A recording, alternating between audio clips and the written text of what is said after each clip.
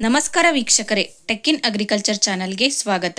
ನೀವಿನ್ನೂ ಚಾನೆಲ್ನ ಸಬ್ಸ್ಕ್ರೈಬ್ ಮಾಡಿಲ್ಲ ಅಂದರೆ ಈ ಕೂಡಲೇ ಸಬ್ಸ್ಕ್ರೈಬ್ ಮಾಡಿ, ಹಾಗೆ ವಿಡಿಯೋಗಳನ್ನು ಲೈಕ್ ಮಾಡಿ ಮತ್ತು ಶೇರ್ ಮಾಡಿ.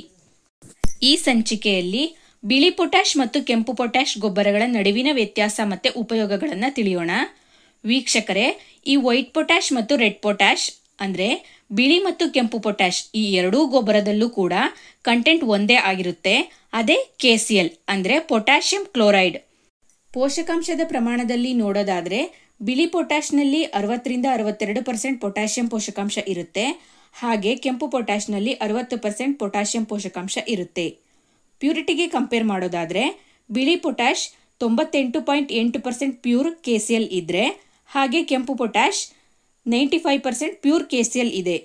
ಲಭ್ಯತೆ ವಿಷಯಕ್ಕೆ ಅಂತ ಬಂದರೆ ಬಿಳಿ ಪೊಟ್ಯಾಷ್ ಎಲ್ಲ ಕಡೆ ಸಿಗೋದು ಕಷ್ಟ, ಆದರೆ ಕೆಂಪು ಪೊಟ್ಯಾಷ್ ಎಲ್ಲ ಕಡೆ ಸಿಗುತ್ತೆ. ಬಣ್ಣದ ವಿಷಯಕ್ಕೆ ಬಂದರೆ ಕೆಂಪು ಪೊಟ್ಯಾಷ್ ಕೆಂಪು ಅಥವಾ ಗುಲಾಬಿ ಬಣ್ಣದಲ್ಲಿ ಇರೋಕೆ ಕಾರಣ ಅದರಲ್ಲಿರುವಂತಹ ಸ್ವಲ್ಪ ಪ್ರಮಾಣದ ಐರನ್ ಆಕ್ಸೈಡ್ ಅಂದರೆ ಕಬ್ಬಿಣ ಮತ್ತು ಇತರೆ ನೀರಿನಲ್ಲಿ ಕರಗುವಂತಹ ಮಿನರಲ್ಸ್ ಕೂಡ ಇರ್ತವೆ. ಬಿಳಿ ಪೊಟ್ಯಾಷ್ ಅನ್ನು ಈ ಕೆಂಪು ಪೊಟ್ಯಾಷ್ ಅನ್ನ ಪ್ರೊಸೆಸಿಂಗ್ ಮಾಡಿಬಿಟ್ಟು ತಯಾರಿಸ್ತಾರೆ.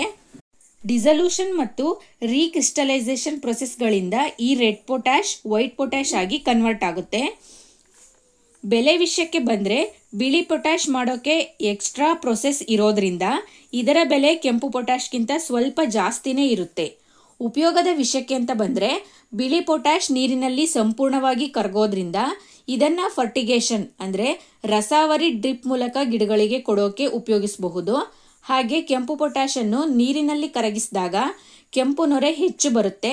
ಹಾಗಾಗಿ ಇದನ್ನು ಡ್ರಿಪ್ ಮೂಲಕ ಕೊಡೋದಕ್ಕಿಂತ ನಾರ್ಮಲ್ ಆಗಿ ಬಿತ್ತನೆ ಗೊಬ್ಬರವಾಗಿ ಬಳಸಬಹುದು.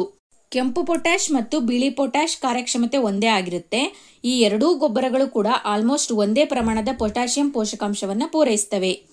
ರೆಡ್ ಪೊಟ್ಯಾಷ್ ಅನ್ನು ನಾರ್ಮಲ್ ಗೊಬ್ಬರದ ರೀತಿ ಬಳಸಿದ್ರೆ ವೈಟ್ ಪೊಟ್ಯಾಷ್ ಅನ್ನ ಡ್ರಿಪ್ ಮೂಲಕ ಕೊಡೋಕೆ ಬಳಸ್ತಾರೆ. ನಮ್ಮ ಮುಂದಿನ ಸಂಚಿಕೆಯಲ್ಲಿ ಇನ್ನೊಂದು ಕೃಷಿ ಮಾಹಿತಿಯನ್ನು ತಿಳಿಸ್ತೀವಿ.